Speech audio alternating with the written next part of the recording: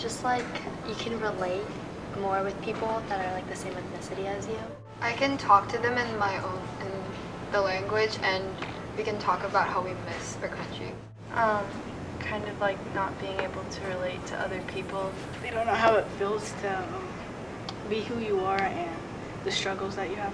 They make it pretty obvious that they know that I'm black, basically. Like the first thing they'll see is like a black person, not just a student, which doesn't happen to the white students. People think that like all Asians are like the same race, and like I don't think they understand that there's like a lot of different countries. So like they kind of just assume that you're one race or like you're a different race than you actually are. I've normally responded by just pointing it out or like logicking my way through it. Maybe how like we're like in class, what they would say is like they think that like I wouldn't understand what they're saying because like I don't speak English even though I do. So it's like they like make sure I understand more and repeat the question more, but it's like I speak more English than I speak Vietnamese, so They feel like they have to talk to you or treat you differently. Not directly asked me, but in class I've had to like not fight people, but like we had a discussion about the N-word in my class, and Iris and I were like the only black people in the class, and so I remember that. yeah, so we basically had to like stand up for like our entire race. because I'm like one of the only Vietnamese kids in the entire middle school, which is like made up of like 250 kids. So it's like I feel like there's nobody else really to like help me when something happens. I guess first would just be more like recognition about like the history of Native Americans in our country.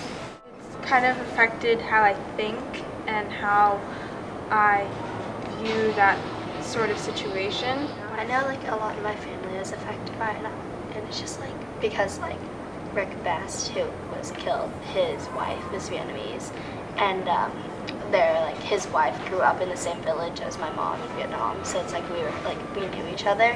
It's just sad that Muslims get targeted since ISIS is like saying that they fight because of their religion, but then it kind of proves that Portland is kind of a divided city. I've noticed racism is better at hiding nowadays. I mean, well, to the point where I don't know if it's increasing or decreasing. I just know it's becoming better hidden. So like ever since the election, more people have been like less scared to say stuff and like less scared to be racist. It has been increasing because there has like been so many more hate crimes in like since the past election.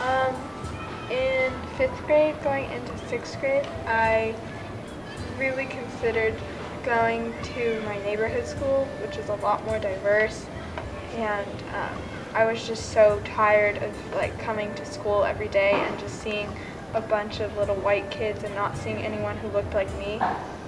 And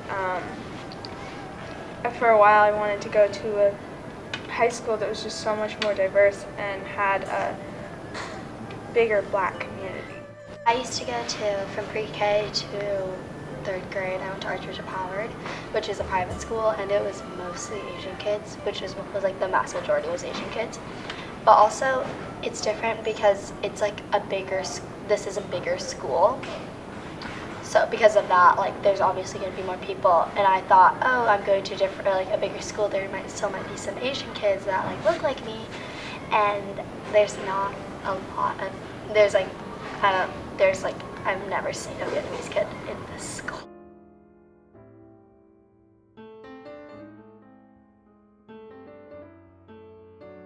Yeah, because I wanted it to be a more mixed racial school, somewhere that people understand and get you. Just be a little bit more open-minded. Think they're being allies, but kind of aren't necessarily aware of what is actually going on. Well, it's to let them know that we have it harder because they could just walk into a store because they're white and no one will follow them around. And even though you're a different race, someone will follow you around because you're black or you're Mexican or any other race. Yeah, like what Ira said, just be open-minded, and there's just like some things that they'll never understand.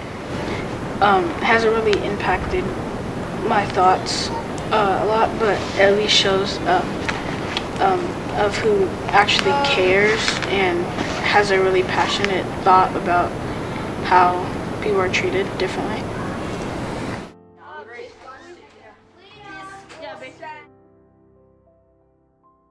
But I think they could just take more action. Someone wrote on the door in the gym, Mr. Woods is an N-word, and it